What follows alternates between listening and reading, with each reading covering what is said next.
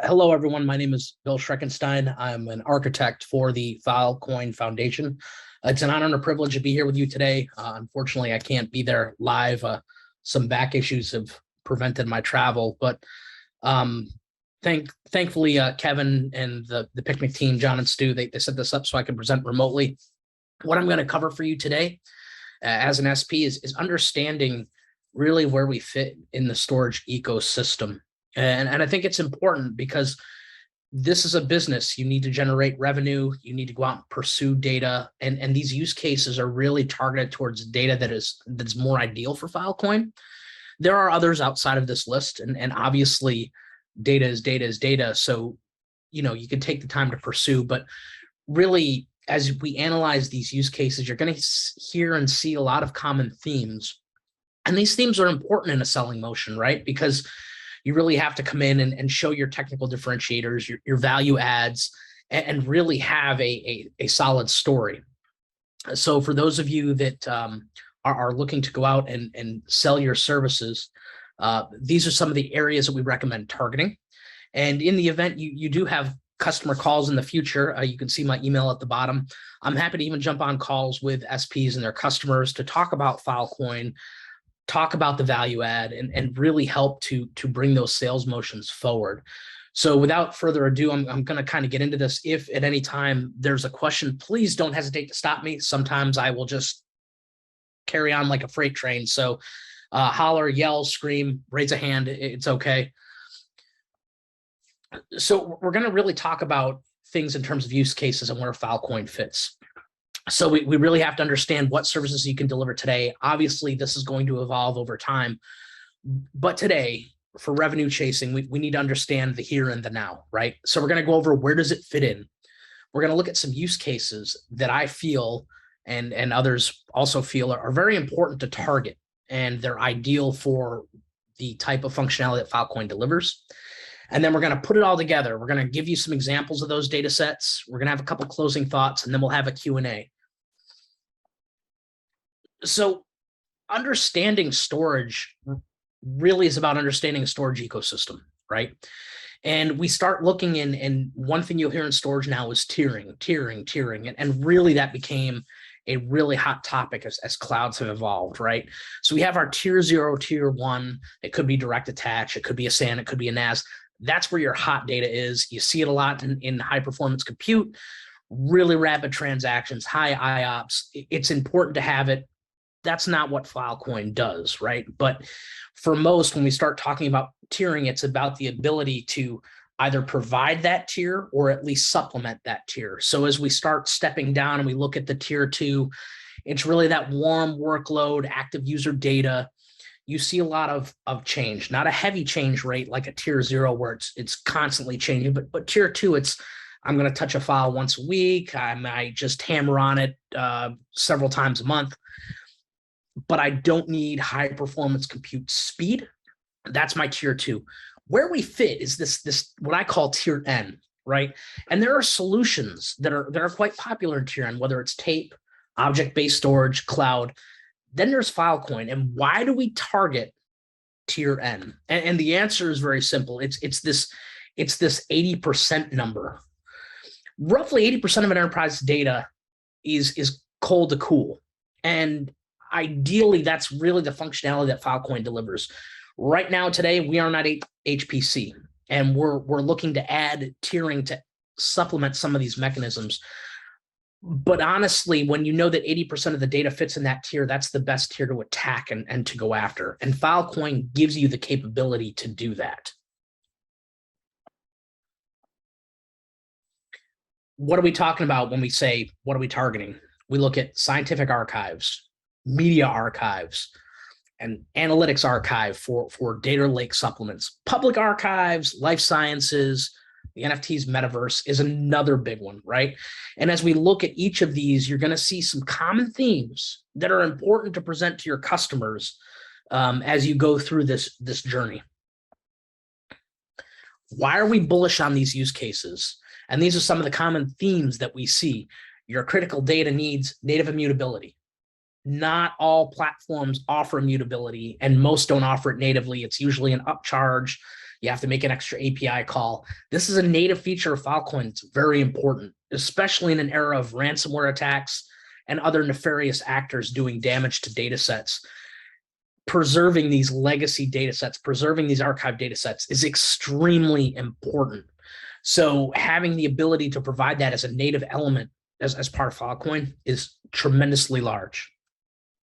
There's the concept of geographic distribution.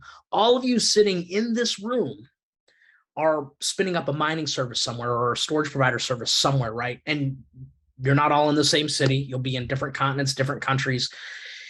The geographic distribution is great. It helps us to supplement some of the regulation that we see, right? So maybe I'm in the US, I want to store a copy in the US, store a copy in Europe. Maybe I'm in Europe and I have 5 providers. I want to keep the data inside Europe for GDPR purposes. You have the ability to leverage that copy distribution, and it provides a lot of added benefits. So when we start talking to customers, it then comes down to locality, right? If I have a team working in the US, a team working in Europe, and a team in Asia, and I want to store a copy in each locality, it's very easy to do on the Filecoin network as you meet with SPs and as SPs put themselves out there to offer their services. So that geographic distribution element also becomes important for data locality. Cost is another big one, right? And during your time here at ESPA, you're going to hear about the different strategies, whether it's charging for storage, not charging for storage. Angelo Shalley, who's my peer, he also has a great story around this. I highly recommend, if you haven't heard him or had the chance to speak with him at some point, do that. He talks a lot about charging an auxiliary fiat fee for storage, and you can still do it for a fraction of the cost of the public cloud. Scalability. When a consumer doesn't have to manage their own on-prem archive, which is one of the reasons they went to the cloud to begin with, it reduces a lot of pressure on that IT staff. Managing large scalable systems is extremely painful. So if I have this bucket of storage out in space where I can just write my data, know that I can continue to write as this network grows and as things scale, I don't have to worry about figuring out how to do that on-prem. One of the hardest aspects of managing storage on-prem is scale and scaling properly. So with that being said, let's take a look at some use cases. And if anybody has any questions along the way, please don't hesitate to stop me. This one is near and dear to me, life sciences and genomics. It's a fantastic field with tons of data. But one of the things that you can hone in on is the expense of genomic sequencing. Genomic sequencing at its core is expensive. The sequencers are expensive, and they're always looking for low-cost ways to preserve this data for long periods of time. Because those data sets are expensive to maintain and also to distribute. So with a mechanism like Filecoin, it makes sense organically for researchers to write data to Filecoin, be able to distribute that data globally, and share that content with other researchers. It gives you that CDN type of capability that a lot of storage platforms lack. Now, most people will say, hey, I've got public cloud, I'll store it in Amazon, which is a decent story, but the egress fees are outrageous. And if you're not storing in multiple regions, sometimes you have to wait, make sure you identify the right region or the right endpoint. So there's all these little bells, whistles, and nuances to public cloud that aren't as problematic when you're dealing with a Filecoin. Data persistence is another one. True story. The American College of Radiology in Virginia, they highly emphasize data persistence. So the reason for that is simple. If you have a pediatric x-ray, that x-ray has to be maintained 7 years, post that child's 18th birthday. So to give an example, my son, when he was 1, he fractured his skull, which means now that those x-rays have to live for 24 years. Traditional on-prem storage doesn't do that. Just the shift and the lift, upgrading platforms, it is painful, right? So if I have this limitlessly or seemingly limitlessly scalable network that I can store all this data on, and not only store it, but have it be verifiable and have it constantly integrity checked so that I can ensure that it lives the lifespan that I intended, Filecoin's a really great option. Packs, x-rays, all that stuff. You're going to see as you start talking to folks in life sciences, genomics, and in some of these areas, they have a required retention period. And if they don't meet it, it can be a significant penalty. Here, we're building a network to last and to keep this data and persist this data over a long period of time. This is ideal for a lot of these institutions. Scaling is something else. At a previous stop, I worked for a storage vendor. We had a customer that was deleting roughly 50 terabytes a month in genomic samples because they kept filling the storage and they would just run out of room. The amount of data that is going to be brought in to this specific vertical is enormous. And I'm going to give you an idea of how enormous. If I were to go into the city of Atlanta, Georgia, where I used to live, it's roughly 500,000 residents. You would need roughly 50 petabytes to sequence that entire city. New York City, 840 petabytes. You're closing in on an exabyte here. So as you start targeting these large metro areas, you see the potential for data absorption. And on the right of the slide, you see that 2 to 40 exabyte number. It's very jarring. As they continue to sample, as they continue to update the base pairs and the base rates, you're going to see these files get larger and you're going to see more and more of them. And they project it could reach as high as 40 exabytes of storage capacity needed just for genomics by 2025. That's right around the corner. You know, we're talking less than 2.5 years from now. So that's significant growth in just one vertical. So these are areas that you can go in and talk to hospitals, you can talk to research institutions. And like I said, there's a lot of private companies out there, one of which I've done work with, Genomics. They're a private entity that does all the sequencing. So there's a lot in this space that you can target if you have the right contacts. Public Archive is another one. I'm sure most of you guys have probably heard the story around the New York City open data on Filecoin. Really great use case for us. And really to highlight why it's so important, this little news clipping down below really should ram home this point. We have immutable storage. It's verifiable. So the idea of ransomware is kind of mitigated, right? Because now I look at all these municipalities that get hit by hack attacks. Atlanta was a large city that was hit.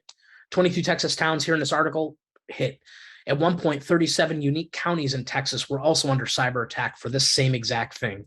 So now I'm storing my data on an immutable network. But not only am I storing it on an immutable network, I am able to store 5 copies across 5 different providers across the WAN, and I'm creating a synthetic air gap environment.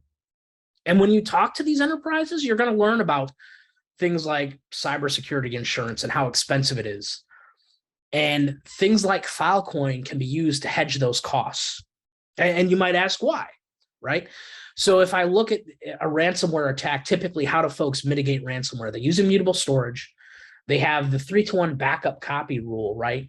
And one of those copies is supposed to be stored on air gap storage. I'm creating a synthetic air gap by just simply storing these copies on 5 disparate providers. And in order to destroy data, I would have to identify all 5 providers, hack all 5 providers, find the exact data I'm looking for. It's just a monumental feat that's nearly mathematically impossible. So when we start talking to these public archives, those that are worried about these types of cyber threats, not only do they have the benefit that Filecoin offers, but it actually helps reduce the cost, because once you go into a cyber insurance company and say, hey, I'm air gapped, I've got 5 copies, I'm immutable, you save on your premiums. And at a previous stop at a company, we were selling software that was designed for storage that did some of these things. And we were saving some of these enterprises 25% on their cyber insurance premiums, which for some of them is a huge number. So you really have to sit down and look at where their concerns are. What are their pain points? We check a lot of the boxes to solve those. And again, scalability to match. Some of these folks, they buy their IT infrastructure, they're buying tape, they're doing a lot of these things. It's very hard for them to scale and continue to capture that data. So what happens? Data gets lost, right? And people tend to look at data as it ages as non-consequential. but that couldn't be further from the truth. Scientific archives. Again, these are the common themes that we see. Research data preservation is critical, right? Needs to persist for a long period of time. Needs to be verifiable. I need to know who wrote it, where it came from, and whether or not it's still the data that was originally stored. We also have that content distribution feature, which is really good for researchers that collaborate globally. And today Filecoin already has a bunch, right? There's the Boxy vehicles, AV speech, Google Open Images, the Udacity self-driving car data. We're already hosting a lot of this data. So if you identify other pockets where this data lives, pursue it, chase it, show them the value add that Filecoin brings, because this is going to help you to bring this data on, get that verified data, increase your profit. And it's just the potential that Filecoin offers to these researchers is immense. These large data sets can be a windfall. They're huge, right? And even things like climate research data, autonomous driving data, flight data. A single flight recorder will record over 1 terabyte during a flight. Now, if you go to an airport like Atlanta, thousands of flights leave. You're talking about petabytes of data, right? So really, the sky is the limit. It's a matter of them knowing that you exist. It's a matter of them knowing what you offer and knowing that they have this super scalable capacity they can just keep dumping data to as an archive. Seismic data is another one. And to give an example of why something like a seismic data is important, there's a company in Texas. They maintain seismic data all the way back to the 60s, and they have it on magnetic media. And they've since transferred it to spinning disk media. Why do they keep seismic data that long? They will actually go back, pull that data from different decades and run it through newly devised algorithms to help identify maybe where they want to drill tomorrow. So for those that think that that data is 40, 50, 60 years old, has no value, completely untrue. And that's one of the reasons why this network is so important. Being able to store this data for these long periods of time, have it always accessible, always on, is very important to research communities. To give you an idea of some of these, and some of these are my favorite, right? This is an actual requirement from a university, right? Research data retained for 15 years. Retained permanently for significant research data, retained for 5 years, retained for 7, retained for 5.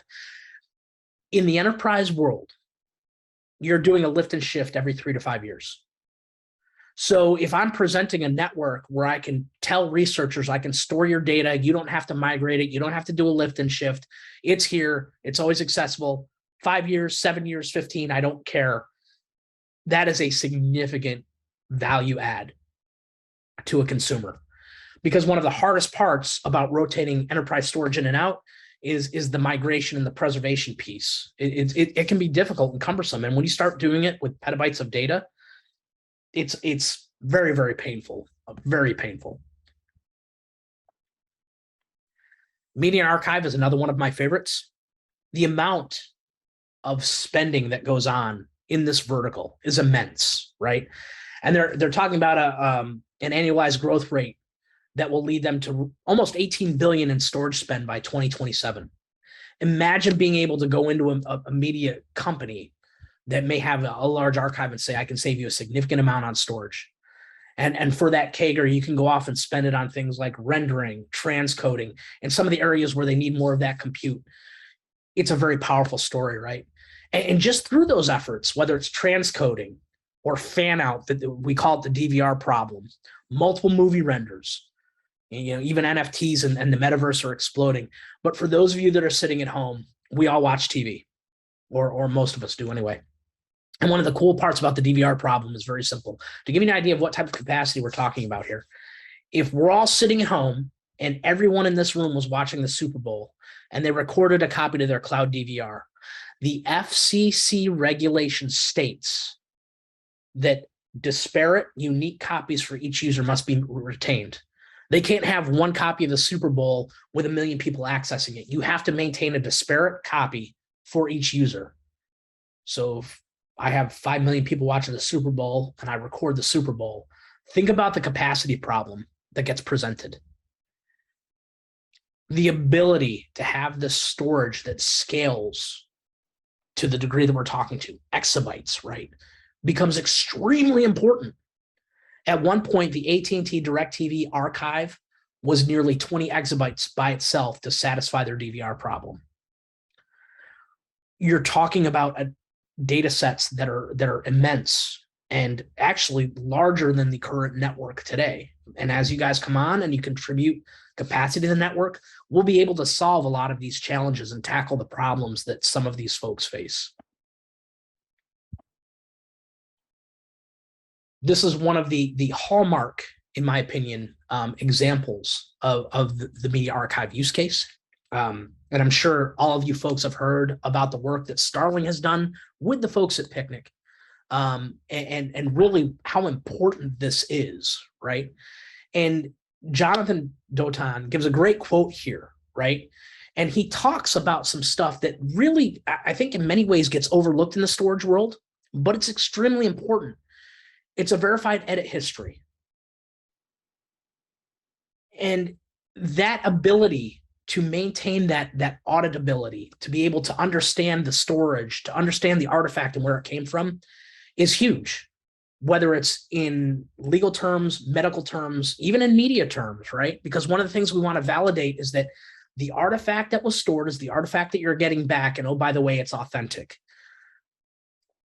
We take away the burden of proving that. And that alone is significant, because the only other way to do it in the outside world is to somehow have a tracked immutable copy.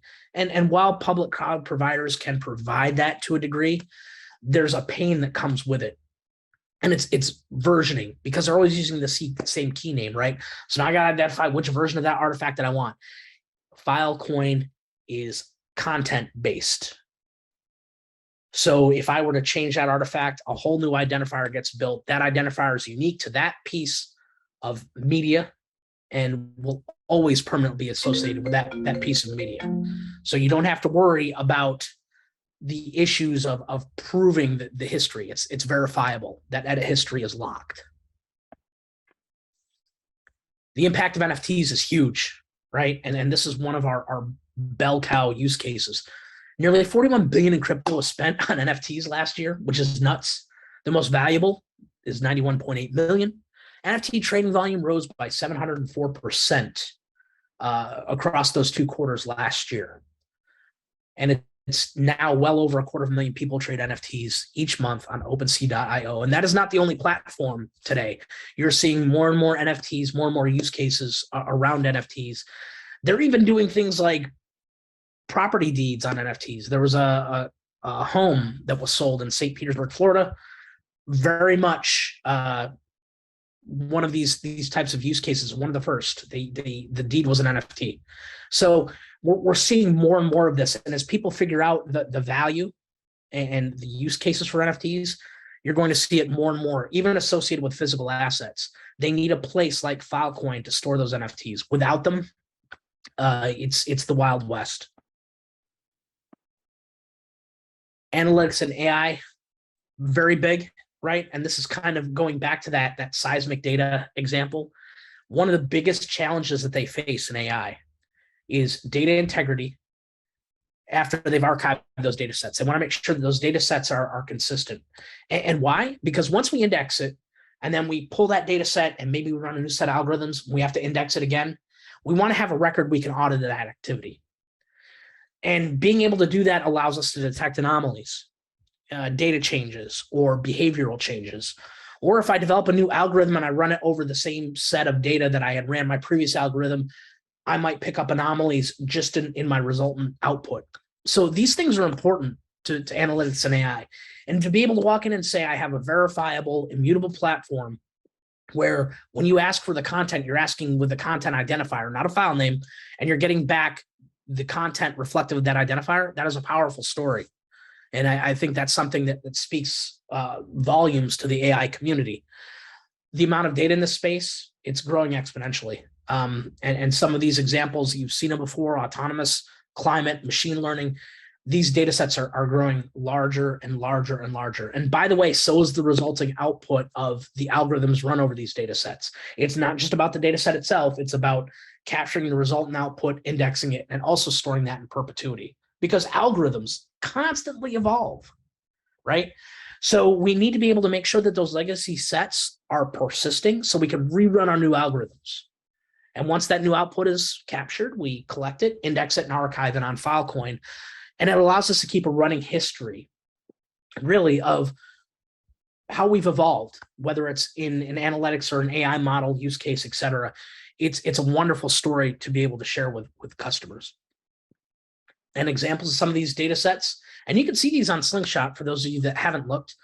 There's genomic data, including the 3,000 rice genomes, wiki artifacts, Linux distribution ISOs, COVID-19 open research data sets, self-driving car data, Landsat 8, and there's tons more, right? And what it really sets up is the idea of opportunity, right? And I thought this quote from eWeek was great. Citizen science technology revolves around data analysis. The workflow needs to be intuitive, visual, clear, and even inviting. Business intelligence and analytics vendors building tools for data warehouses, data lakes, management solutions, or working on automated cloud-based solutions and simple intuitive interfaces. This work is essential for addressing the talent shortage. And this was predicted more than 5 years ago when I decided to really start working for some of these storage vendors and doing the work that I do. They literally had said that as a storage administrator or someone who has a storage background, that by 2025, they expected they would have roughly 40% of the needed storage experts in this space. That screams opportunity for folks like yourself to be that cloud. You're going to protect and preserve data, and you're supplying a response to that talent shortage. Because now companies can look to you for their archival methods. They don't have to go out and hire somebody that knows tape or knows cloud. They can simply use you to store that data and replace that talent gap shortage that we're seeing, because it's very real. All right, it was my pleasure, guys. And by the way, thank you. Thank you. And anytime you guys have a customer on the phone, you want me to join you, please feel free to email me at bill@phil.org. I'm happy to help you guys walk through a few sales motions to get your feet wet. You guys take care, and it was great to see all of you.